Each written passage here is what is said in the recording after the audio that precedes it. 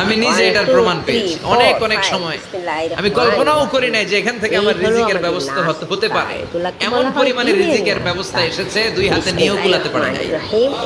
এজন্য সব সময় চলতে ফিরতে উঠতে বসতে ইস্তিগফারের সাথে লেগে থাকার দরকার আছে না নেই?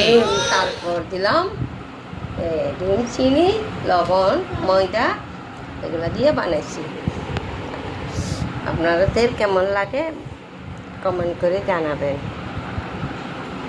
দেখেন এগুলো হলো ডিমের নাস্তা। ডিমের নাস্তা